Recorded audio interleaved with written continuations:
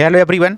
आज के वीडियो में हम बात करेंगे मध्य प्रदेश कर्मचारी चयन मंडल यानी MPESP के द्वारा ग्रुप 5 आपका जो पैरामेडिकल स्टाफ और अन्य समकक्ष पदों के लिए जो वैकेंसी आपकी जारी की गई है, इसके ऑनलाइन फॉर्म आपके लास्ट डेट आपकी 30 मार्च 2026 रखी गई है।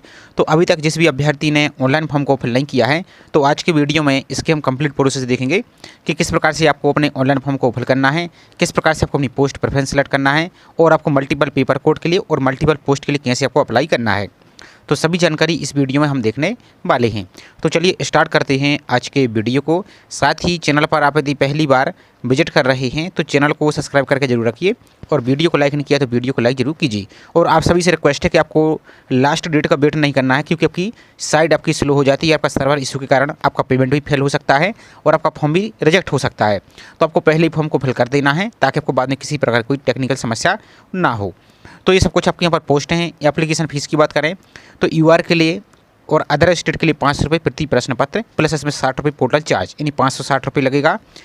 इसी प्रकार से जो मध्य प्रदेश के निवासी इनके लिए 250 रुपये आपको फीस लगेगी प्लस 60 रुपये पोर्टल चार्ज, यानी इस प्रकार से 310 रुपये आपको पे करना होगा। तो आपको ये 500 रुपये दिख रहा है, तो आपके प्रति प्रश्न पत्र, ये प्रति प्रश्न पत्र क्या है तो आगे जब हम फॉर्म फिल के प्रोसेस दिखाएंगे तो उस टाइम आपको क्लियर कर देंगे कि किस प्रकार से आपको फीस यहाँ पर लगेगी। बाकी ये आपकी एग्जाम की डेट है, 15 अप्रैल से आपके एग्जाम प्रारंभ हो जाएंगे। अब एप्लीकेशन फीस के साथ यहाँ पर टोटल पोस्ट की बात और कर लेते हैं एक बार हम शॉर्ट में। बाकी एक बार इसका जो डिटेल रूल बुक है इसको आपको जरूर पढ़ लेना है, इसके बाद आपको अप्लाई करना है। तो ये आपकी अलग अलग डिपार्टमेंट आपकी यहाँ पर वैकेंसी जारी की गई हैं। तो यहाँ पर पोस्ट वाइज और डिपार्टमेंट वाइज यहाँ पर आप वैकेंसी को देखती जाइए और यहाँ पर आपकी कैटेगरी वाइज वैकेंसी यहाँ पर दे दी गई। इस प्रकार से टोटल आपकी वैकेंसी की बात करें तो 373 वैकेंसी आपकी निकाली गई हैं। अब आपको करना क्या है, इनमें से आपकी जो पोस्ट कोड है आपका, इनको चेक करते जाइए और पोस्ट कोड को लिखते जाइए कि कौन सी पोस्ट कोड में यहाँ पर एलिजिबल है। तो आपकी जो भी पोस्ट कोड है यहाँ पर इसके नीचे आपको एजुकेशन क्वालिफिकेशन आपको देखने को मिल जाएगी। यदि आप फुलफिल करते हैं तो आप इस पोस्ट कोड को नोट करते जाइए और आगे इसको अप्लाई करेंगे। इसी प्रकार से आपकी सभी पोस्ट कोड को यहाँ पर आपको नोट करते जाना है और चेक करते जाना है कि कौन कौन सी पोस्ट कोड के लिए एलिजिबल हैं, किसके लिए एलिजिबल नहीं है। तो अब चलिए इसके ऑनलाइन फॉर्म के पोर्टल पर चलते हैं। आपको अपने ब्राउजर में सिंपल सा टाइप करना है MPESP और सर्च पर आपको क्लिक करना है। जो पहली लिंक आपको दिख रही है इस पर क्लिक कीजिए, इस प्रकार से क्लिक कीजिए। आप यहाँ पर आपको इंग्लिश पर क्लिक कर देना है, इस प्रकार से क्लिक कीजिए। आपको सबसे ऊपर ही आपको दिख रहा है ऑनलाइन फॉर्म, तो इसी ऑनलाइन फॉर्म पर आपको क्लिक कर देना, इस पर क्लिक कीजिए। तो आपका इस प्रकार का पेज आपका ओपन हो जाएगा। अब यहाँ पर आपको नीचे को चले आना है। अब यहाँ पर देखिए, यदि जो अभ्यर्थी PAT की तैयारी कर रहे हैं, PAT आपको निकालना है, तो PAT की ऑनलाइन फॉर्म आपके प्रारंभ हो चुके हैं। इसका फॉर्म फिल का वीडियो ऑलरेडी चैनल पर अपलोड है, उसको देख सकते हैं। इसके साथ ये आपके ग्रुप 5 की वैकेंसी चल रही है, जिसकी आपको यहाँ पर नोटिफिकेशन को डाउनलोड करने के लिए जो PDF है इस पर क्लिक करेंगे तो आपका नोटिफिकेशन यहाँ से डाउनलोड हो जाएगा।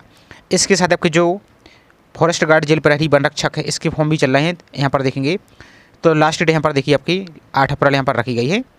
तो यहाँ पर आप इसको ये आपकी अलग है, यहाँ पर देखेंगे आप तो ये रही आपकी वन रक्षक है, तो 30 अप्रैल यहाँ पर लास्ट डेट है, तो इसको भी आप अप्लाई कर पाएंगे। तो चलिए बात करते हैं ग्रुप 5 की। तो अप्लाई करने के लिए यहाँ पर जो ये वाली लिंक आपको दिख रही है, जो इस लिंक पर आपको क्लिक कर देना है अप्लाई करने के लिए। इसके साथ कुछ चेक बॉक्स दिया है, टर्म एंड कंडीशन को एक्सेप्ट कीजिए और आगे बढ़ाई पर क्लिक आपको कर देना है। अब जैसे इस पर क्लिक करते हैं तो आपका इस प्रकार का पेज ओपन हो जाएगा। तो आपका जो प्रोफाइल पंजीयन है, यदि आपने प्रोफाइल रजिस्ट्रेशन कर लिया है तो जो प्रोफाइल पंजीयन है वो आपको फिल करना है। आप अपनी डेट ऑफ बर्थ को फिल कीजिए, इस कैप्चा को सॉल्व करके यहाँ पर फिल कीजिए आप और सत्यापित कर आगे बढ़ाई पर क्लिक करना है। और यदि आप पहली बार अप्लाई कर रहे हैं फॉर्म को, आपने इसके पहले कभी रजिस्ट्रेशन नहीं किया है, तो आपको जो एक नया ऑप्शन दिख रहा है प्रोफाइल रजिस्ट्रेशन, इस पर क्लिक करके आप अपने रजिस्ट्रेशन को कर लीजिए। इसके बाद फिर इस प्रोसेस के माध्यम से अपने फॉर्म को फिल कीजिए। तो सभी डिटेल्स आपको फिल करने के बाद आपको सत्यापित कर आगे बढ़ाई पर क्लिक आपको कर देना है। अब यदि लॉग इन करने के बाद यदि आपको इस प्रकार का मैसेज आ रहा है आपको eKYC करने के लिए प्रोफाइल पंजीयन में, तो प्रोफाइल में आपको eKYC आपके आधार कार्ड से करना होगा, तभी आप इसके फॉर्म को अप्लाई कर पाएंगे। तो इसकी eKYC को आपको कैसे करना है, तो इसके पहले हमने ऑनलाइन फॉर्म का आपको वीडियो प्रोवाइड किया था, तो उसमें हमने कंप्लीट प्रोसेस आपको बताई है eKYC करने की। तो उसकी हेल्प से आप eKYC को देख सकते हैं, उसकी लिंक आपको हम इसी वीडियो के डिस्क्रिप्शन में दे देंगे, तो उसको देखकर अपनी eKYC को कर लीजिए। अब चलिए यहाँ पर इसकी फॉर्म फिल की प्रोसेस को चलते हैं। और जिसकी आपकी eKYC पहले से होगी तो उनके लिए आपको ये मैसेज नहीं आएगा, आपका डायरेक्ट इस प्रकार का प्रोफाइल आपकी ओपन हो जाएगी। आपको अपनी प्रोफाइल की सभी जानकारी को चेक कर लेना है, कहीं कोई मिस्टेक तो नहीं, आपका सब कुछ सही। तो फिर आपको जो आगे बढ़ाई वाला ऑप्शन दिख रहा है इस पर आपको सिंपल सा क्लिक आपको कर देना है। इसके बाद आपको नीचे को आना है, तो यहाँ पर देखिए क्लास, तो इनमें से अपनी क्लास सेलेक्ट करनी है। यदि भूतपूर्व सैनिक है तो उसको टिक कीजिए, दिव्यांग है तो उसको टिक कीजिए, संविदा कर्मी तो उसको टिक कीजिए, और इनमें से कुछ नहीं है तो जो बिना वर्ग आपको एक्स दिख रहा है इसको टिक कीजिए क्रॉस को। इसका देखिए नेक्स्ट है कि आप शासकीय विभागों, निगमों, मंडल या स्वायत्त शासी निकायों में या होमगार्ड हैं। यदि इनमें से हैं तो हाँ, अन्यथा आपको नो पर क्लिक करना है। इसका देखिए नेक्स्ट है कि आप 1/1/1963 के बाद जो राष्ट्रीय छात्र सेना में पूर्णकालिक कैडेट अनुदेशक के रूप में भर्ती किए गए हैं। यदि हैं तो हाँ, नहीं तो आपको नहीं पर टिक करना है। इसका देखिए नेक्स्ट है कि आप मध्य प्रदेश के अधीन यहाँ पर छटनीशुदा कर्मचारी हैं। यदि आप तो वहाँ पर टिक कीजिए, नहीं तो आपको नहीं पर ही टिक करना है। इसका देखिए नेक्स्ट है कि आप विधवा, परित्यक्ता या तलाकशुदा हैं। तो यदि आपकी विवाह की स्थिति यहाँ पर रहेगी तब आपको ऑप्शन एस और नो में दिखेगा, अन्यथा आपका ये ऑटोमेटिक क्लूज रहेगा जिसने अनमेरिट पर टिक किया है। इसके साथ देखिए नेक्स्ट है कि आप आदिम जाति, अनुसूचित जाति यानी अनुसूचित जनजाति और पिछड़ा वर्ग कल्याण विभाग यानी इंटरकास्ट मैरिज के तहत पुरस्कृत हैं। तो यस करेंगे, नहीं तो आपको नो पर ही क्लिक करना है। तो ये भी उनके भी ऑप्शन दिखेगा जिसकी विवाह की स्थिति यहाँ पर रहेगी, तो उनके में यस और नो रहेगा, तो आपको अपने अनुसार यहाँ पर कर लेना है। इसको देखिए नेक्स्ट है कि आप विक्रम पुरस्कार से सम्मानित खिलाड़ी हैं। यदि हैं तो हाँ, नहीं तो आपको नो पर क्लिक करना है। इसको देखिए नेक्स्ट है आप यहाँ पर देखिए तो कि आप शासकीय सेवा में नियुक्ति के लिए जो नीचे दी गए विभिन्न वर्ग, इनमें आपके नियम पुस्तिका के अनुसार 55 वर्ष तक यहाँ पर एज में छूट चाहते हैं और आप बोनस है जो बोनस अंक आप इसको लेना चाहते हैं। तो इनमें से आप देख सकते हैं क्या है। तो जैसे आप एनसीसी आपके पास सी सर्टिफिकेट है तो यहाँ पर टिक करके इसको सिलेक्ट कर सकते हैं, या आप जनगणना 1981 के अतिशेष कर्मचारी हैं, या भूतपूर्व सैनिक है, आप इनमें से जो भी हैं तो टिक कीजिए, नहीं तो आपको सिंपल नहीं पर आपको टिक कर देना है। अब इसके बाद देखिए नेक्स्ट आपका पेपर कोड सबसे महत्वपूर्ण है। तो आपके पेपर कोड आपको जैसे पेपर कोड ए दिया है, पेपर कोड बी दिया है, पेपर कोड सी दिया है। तो इसका मतलब कि जो आपको रूल बुक में आपको लिखा था, रूल बुक में आप यहाँ पर देखिए जो प्रति प्रश्न पत्र आपको फीस दिख रही है यहाँ पर देखिए, तो प्रति प्रश्न पत्र का मतलब आप समझ लीजिए यहाँ पर आप तो जैसे यहाँ पर पेपर कोड बी, अब जैसे मान लीजिए जब इस पोस्ट पेपर कोड के लिए भी एलिजिबल हैं और मान लीजिए जब टेक्निकल असिस्टेंट के लिए भी एलिजिबल हैं, तो इसी दो को टिक करते हैं। तो यदि आप यूआर के हैं तो आपको 500 प्लस 500 आपका 1000 प्लस इसमें 60 यानी 1060 रुपये आपको लगेगा, और इनके दोनों ही पेपर अलग होंगे और दोनों का रिजल्ट भी आपका अलग आएगा। इस प्रकार की प्रोसेस आपकी रहेगी। तो जिस भी पेपर कोड के लिए एलिजिबल है उनको यहाँ पर आप टिक कीजिए। तो चलिए आपको जैसे किसी एक पेपर कोड के यहाँ पर आप टिक करके आपको दिखा देते हैं।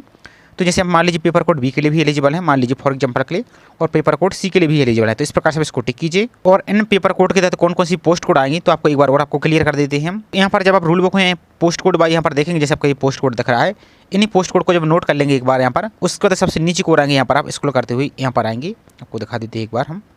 तो यहाँ पर देखिए एक यहाँ पर आपका इंडेक्स दिया गया है। तो देखिए यहाँ पर पेपर कोड जैसे ए, अब इस पेपर कोड में कौन कौन सी पोस्ट कोड आएंगी, तो इसके तहत पेपर कोड के तहत ये पोस्ट आएंगी। पेपर कोड बी है आपका जैसे ए, तो इस पोस्ट कोड के यहाँ पर आपकी इतनी पोस्ट कोड यहाँ पर आने वाली है पेपर कोड बी के तहत। तो इसी प्रकार से सभी पोस्ट कोड को यहाँ पर आपको चेक कर लेना है एक बार। तो आप सिर्फ एक ही पेपर कोड के लिए एलिजिबल है तो एक ही को टिक कीजिए, यदि एक से ज़्यादा के लिए है तो एक से ज़्यादा को टिक कीजिए। ये सिर्फ आपको सैंपल के लिए हम दिखा रहे हैं। इसका देखो नीचे को यहाँ पर चले आना है। अब आपको अपनी पोस्ट प्रेफरेंस यहाँ पर सेलेक्ट करनी होगी।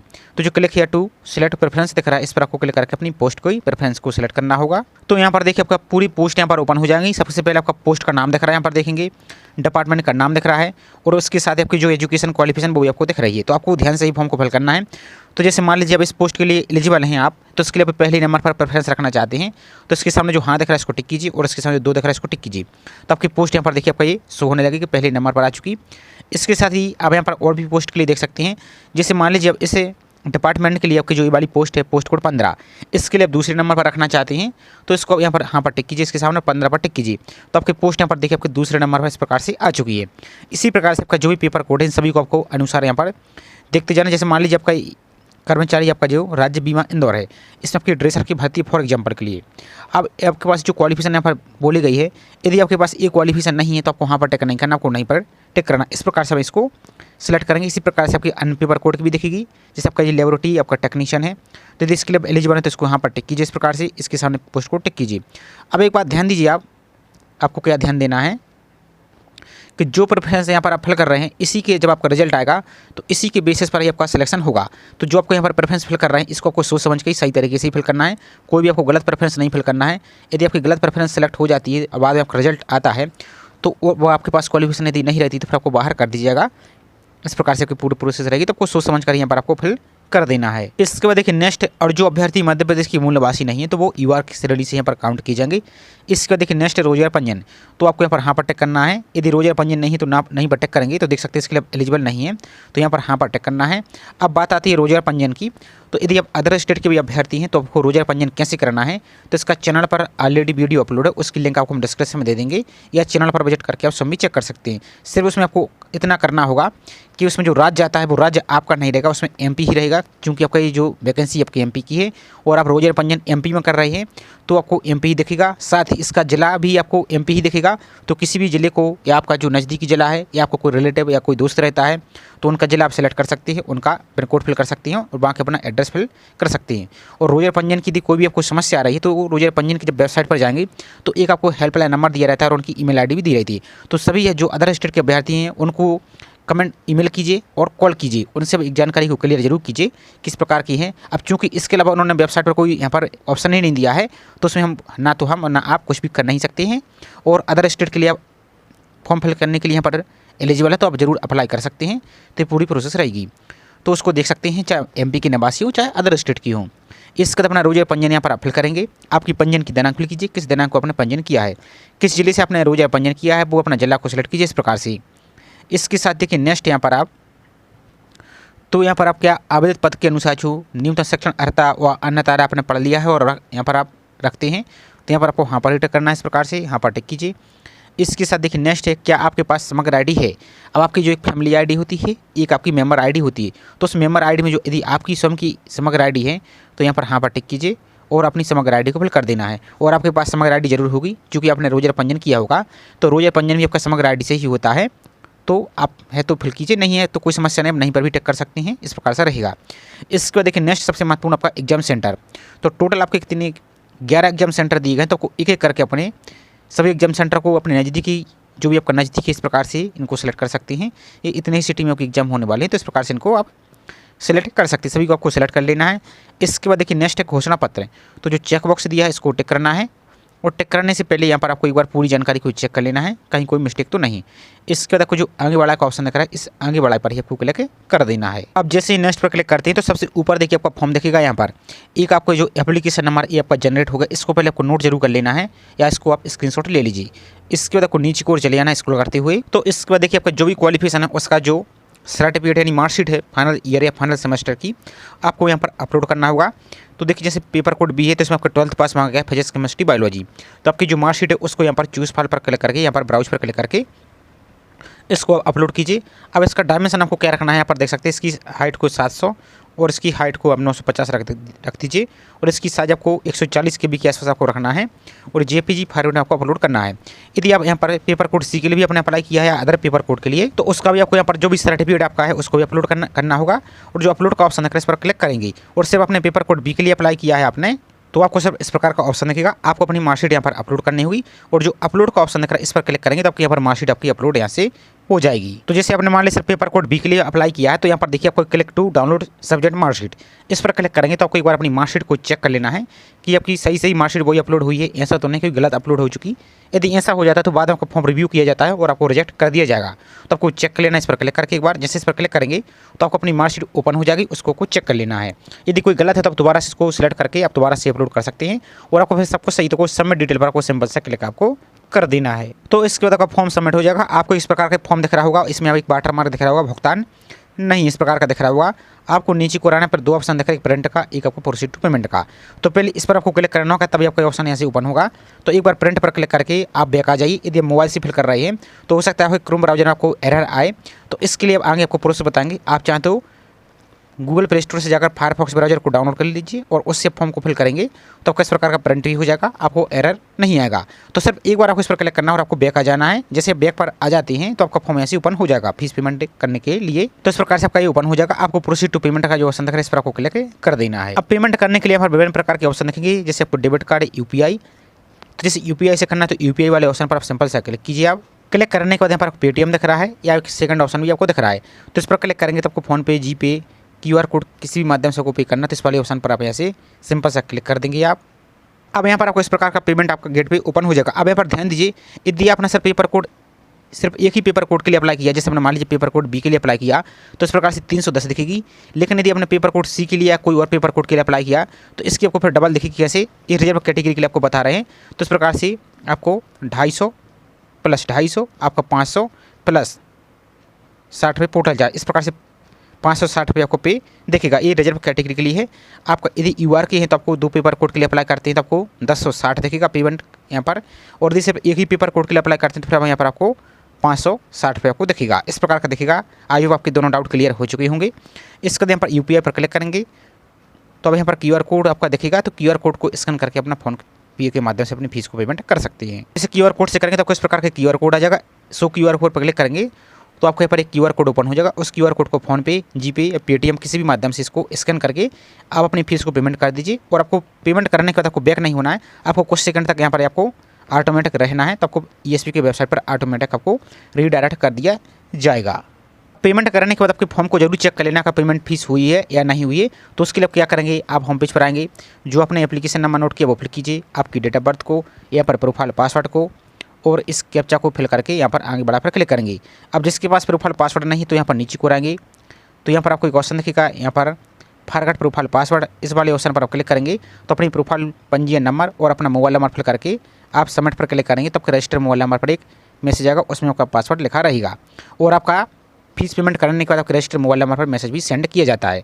और यदि आप अपना एप्लीकेशन नंबर नोट नहीं कर पाएँ तो इस ऑप्शन पर क्लिक करेंगे आप, तो यहाँ पर इस पर क्लिक कीजिए तो आप अपना प्रोफाइल पंजीयन फिल कीजिए। यहाँ पर आप तो यहाँ पर अपनी प्रोफाइल पंजीयन नंबर फिल करेंगे, आप डेट ऑफ बर्थ को और प्रोफाइल पासवर्ड को जैसा भी आपने फाइंड किया है वो, और सबमिट पर क्लिक करेंगे तो आपका एप्लीकेशन नंबर यहाँ पर शो हो जाएगा, उसको आप नोट कर लीजिए और अपना फॉर्म को रीप्रिंट आप जरूर कर लीजिए। तो इस प्रकार से पूरी प्रोसेस रहेगी।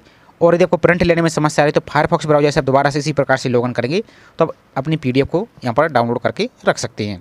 तो आई होप जानकारी आपको पसंद आई होगी। जानकारी पसंद आई हो तो वीडियो को लाइक कीजिए और चैनल को सब्सक्राइब नहीं किया है तो चैनल को सब्सक्राइब करके जरूर रखें इसी प्रकार की रेगुलर अपडेट पाने के लिए। साथ ही आपको पेमेंट करने में या फॉर्म फिल करने में कोई भी समस्या आ रही है तो जो MP ऑनलाइन का हेल्पलाइन नंबर है इन पर आप कॉन्टैक्ट कर सकते हैं। तो चलिए मिलते हैं इसी तरीके से एक और नई जानकारी के साथ। जय हिंद।